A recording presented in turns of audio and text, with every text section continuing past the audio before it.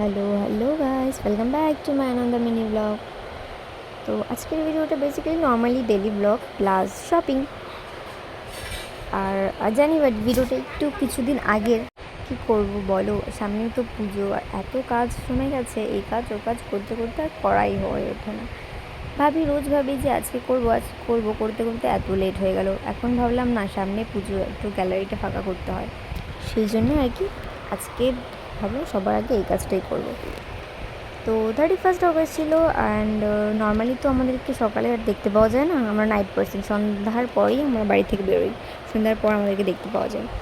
আজকে বেরিয়েছিলাম কারণ আরশি ফোন করে বললো দুপুরে যে একটা পার্সেল ডেলিভারি করতে হবে, তো সেই জন্যই আর কি যাওয়া।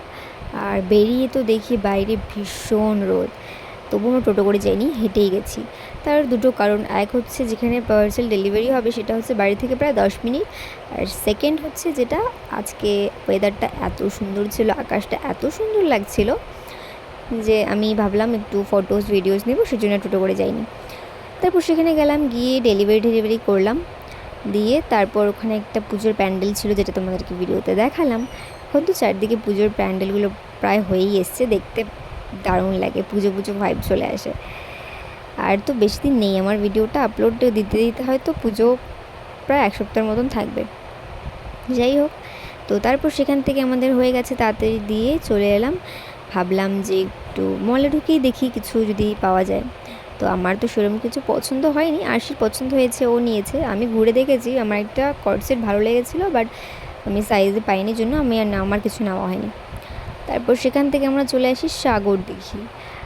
সাগরদিঘি তো আমাদের বাড়ি যেতে আসতে সবসময় পড়ে। তো সেখানে আসলাম, সেখানে এসে এই ঠাম্মার কাছ থেকে পেয়ারা মাখা নিলাম। পেয়ারা মাখা নিয়ে খেতে খেতে আর কি কিছুক্ষণ দাঁড়িয়েছিলাম।